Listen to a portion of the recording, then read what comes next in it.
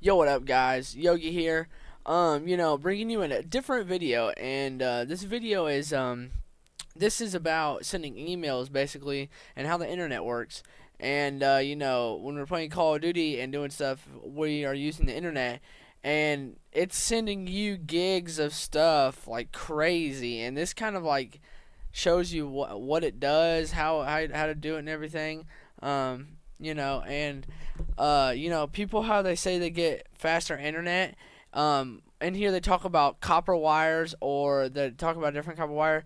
Either that wire gets bigger, or it's or they allow it to have more capable of like getting content in it. But watch this video; it's very interesting. I think you guys will really like it. So yeah, I thought it was pretty cool. My grandpa was the one who showed me. Leave a like if you liked it. So yeah, thanks guys. Have you ever wondered what happens when someone in England visits the World Science Festival's webpage? First, their computer needs to ask the World Science Festival server for a copy of that webpage. The computer sticks this request into a virtual envelope called a packet, wrapped with specific information about that request, including the World Science Festival's IP address. The computer sends this packet out of the house and below the street via large underground copper wires. It passes through small regional networks before ending up here at Telehouse North in London. Telehouse North is England's main internet hub. The IP address on this packet tells the hub that the World Science Festival server is actually in Los Angeles. So Telehouse North sends the packet out as light across the Atlantic, over fiber optic cables buried deep beneath the ocean. The packet ends up here, 60 Hudson Street, New York City, the largest internet hub on the East Coast.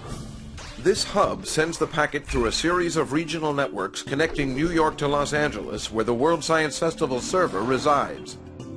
The server reads the request and gets ready to send the web page to England. But web pages made up of images and text are too large to send as a single packet of data. So how do we get it back to England? Imagine a group of 5,000 tourists visiting New York City in a single gigantic tour bus. They are way up in Harlem, but they want to visit the Statue of Liberty before it closes. But it's rush hour, on a Friday.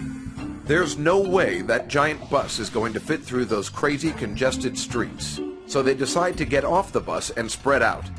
Some take the subway, some take cabs, a few rent bikes, and some even take kayaks down the Hudson River.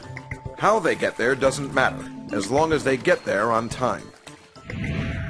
Likewise, for the internet to work efficiently, this web page is pulverized into thousands of tiny packets of data, each one wrapped with all of the information it needs to rebuild itself in England.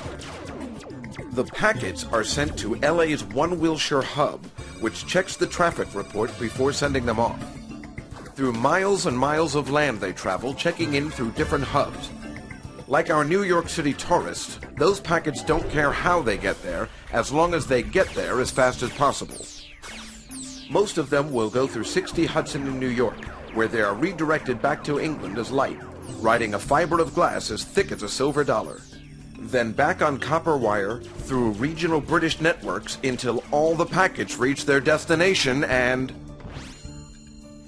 this epic journey, it all happens in about a second, along with trillions upon trillions of similar journeys that happen each and every day on this remarkable, easy to take for granted network of networks we call the Internet.